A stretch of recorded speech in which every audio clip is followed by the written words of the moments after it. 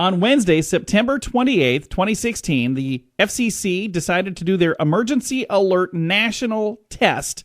And for most stations, things went off just perfectly, but there were a few that got some unexpected things, like some got a little treat of my wife and I talking about 80s music. This is what they heard. You can hear the tones underneath of us here. And then instead of hearing the "this is only a test," they heard this. Radio show there, and they're with us now from Sioux City, Iowa, about an hour away. John and Heidi, welcome. Hello. Hey there, thank you. Well, and you started this station 6 years ago. What made you decide to do all 80s? My wife made me do it. Heidi, it's all you? It's definitely all me. That was all that I was interested in playing, so it wasn't even open for discussion, actually. Do they ever get old, the songs from the 80s?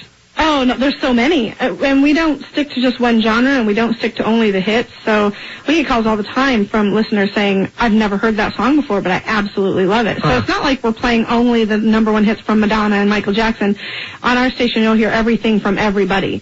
All right, well, let's get to some of it. And first, John, this is a pick from you. This is the 1985 song. Everybody's heard this one, Take On Me by the Norwegian band a-ha. Now, for those of you that heard that, it was a bunch of stations, millions of people on the East Coast heard that instead of the "this is only a test." Let me explain what it was. There's a program on National Public Radio called Here and Now, and they did an interview with my wife Heidi and I about our 80s music radio stations in Sioux Falls, South Dakota, and Sioux City, Iowa. The stations are called Sunny Radio, where it's always in the 80s.